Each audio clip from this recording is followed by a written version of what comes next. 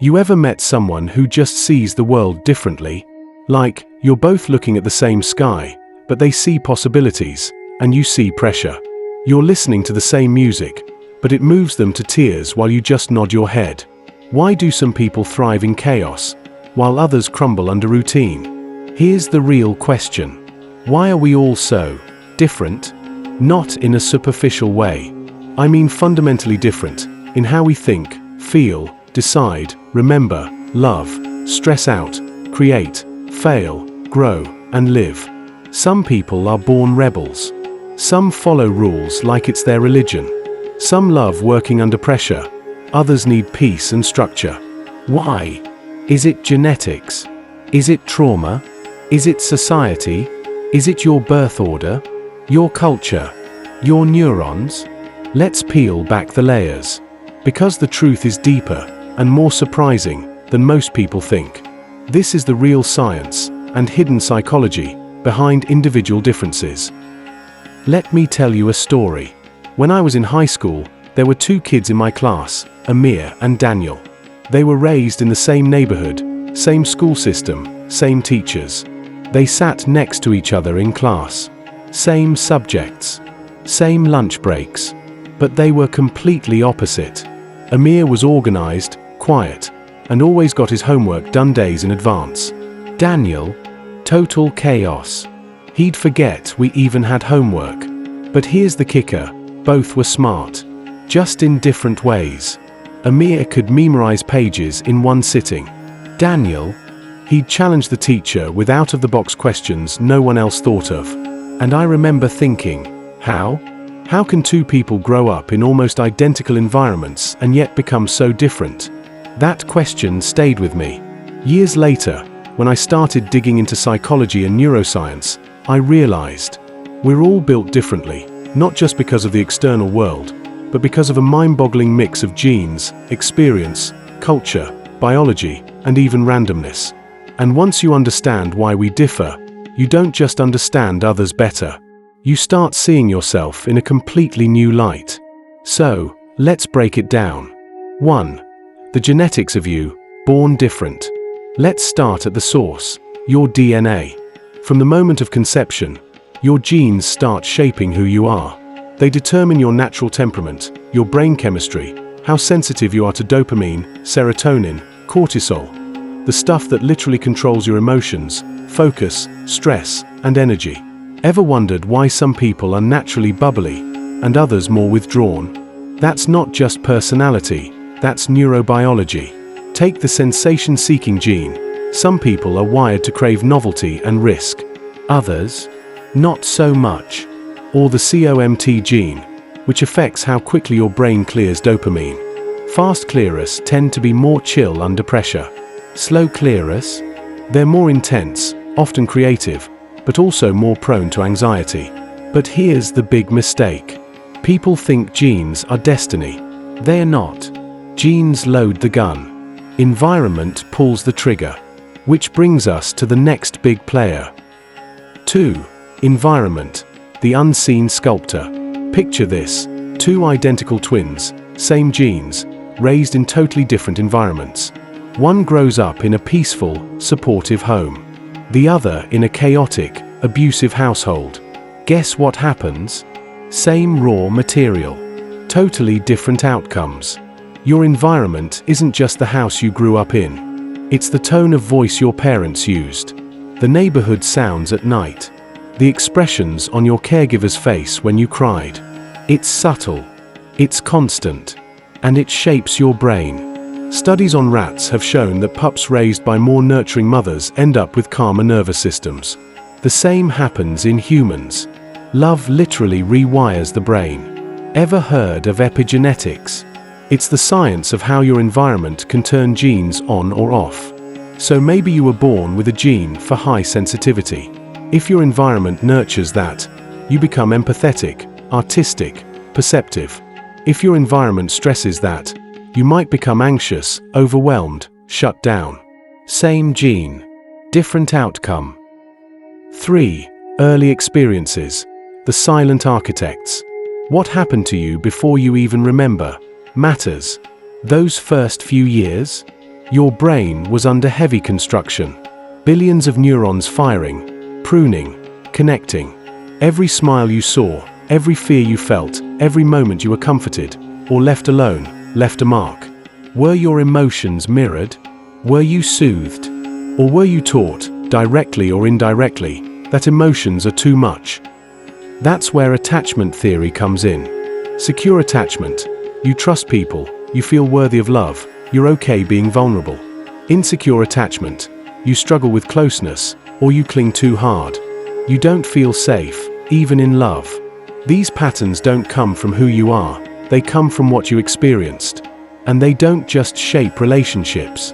They shape how you see the world. Safe, dangerous, fair, pointless. So much of what we call personality is just adaptation. 4. Culture and society. The invisible hand. You think you're making your own choices. But how much of you is actually your culture speaking through you? Were you raised in a collectivist society? Then maybe you value harmony, respect, and duty. Grew up in a more individualistic culture? Then freedom, independence, and self-expression might be your holy grail. Culture tells you what emotions are acceptable, what kind of success matters, what's normal and what's weird. Ever noticed how being introverted is seen as a flaw in some cultures and a strength in others? That's not your personality. That's cultural programming. Even how we process trauma, love, shame, and self-worth is filtered through the lens of society. You are not just a product of your family. You are a product of the ideas your culture rewards and punishes. And that shapes who you become. 5. Brain wiring. The unique operating system. Here's the cool part. Your brain is like a fingerprint. No two brains are wired exactly the same. Even twins have different neural pathways, different emotional shortcuts, different pain thresholds, even different ways of processing language and memory. Maybe your amygdala is hyperactive. That could make you more prone to fear. Maybe your prefrontal cortex is extra efficient, so you're a planner, a thinker. Maybe your default mode network is extra chatty, so you daydream and imagine constantly. This wiring affects how you focus, how you learn, how you connect, how you heal.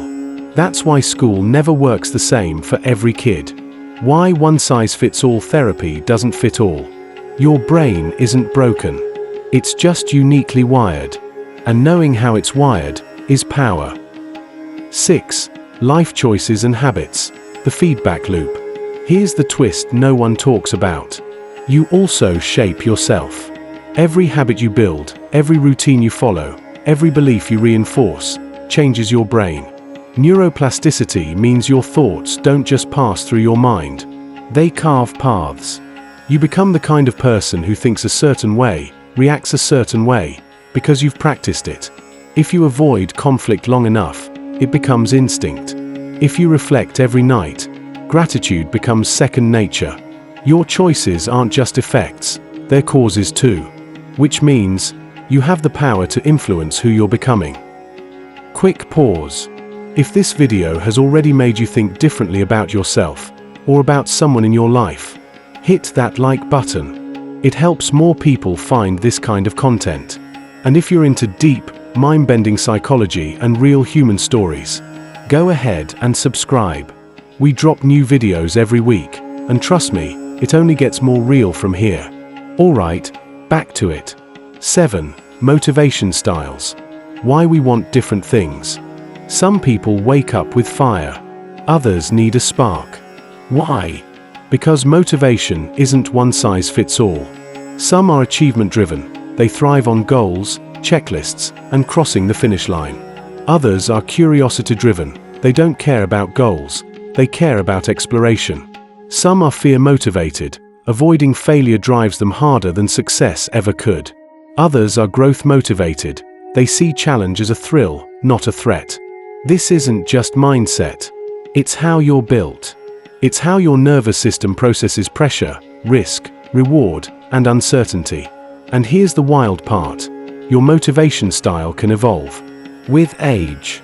With trauma. With awareness. You're not stuck. You're adaptable. 8.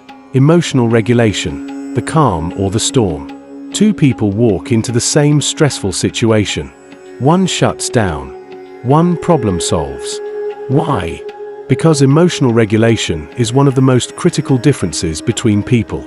It's a mix of how your parents modeled emotions, your trauma history, your brain chemistry, and whether anyone ever taught you emotional skills. Most of us never learned how to feel without judgment, to sit with discomfort without reacting, to name our feelings before they become explosions. That's why two people in a breakup can have totally different experiences. One grows, one spirals.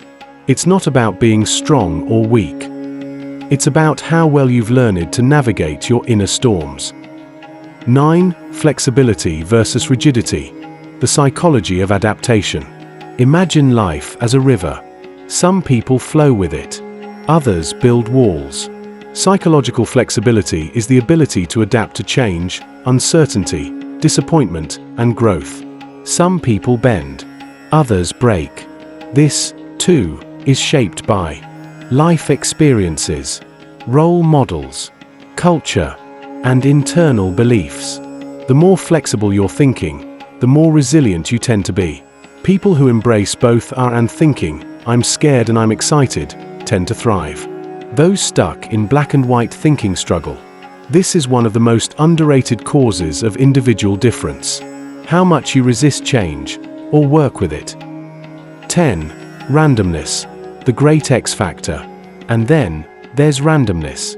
Yes, pure, unpredictable, unfair, chaotic randomness. A friend you met at 14 who changed your worldview. A book you read in a dark time. A breakup that shattered you and rebuilt you. A teacher who believed in you, or didn't. These tiny, accidental moments can reroute your entire identity. We love clean explanations. But life isn't clean. And sometimes, the biggest difference between you and someone else was just one moment you didn't share. So, why are we all so different? Because you are the result of your genes, your childhood, your culture, your brain, your choices, your pain, your habits, your healing, and your one-of-a-kind story. We all live in the same world, but we walk through it with different maps. And maybe the most powerful thing we can do is this. Stop judging differences. Start understanding them. Because when you truly understand why someone is the way they are, you stop saying, "What's wrong with them?" and start asking, "What happened to them?" Or even better, what shaped them to become who they are? And maybe, just maybe, that kind of compassion can change not just your relationships, but your entire life. So if this video resonated, leave a comment with one thing that makes you different and proud. Let's celebrate the weird, the wonderful, and the wildly unique. You're not broken. You're not behind. You're just you. And that is exactly what the world needs. See you in the next video.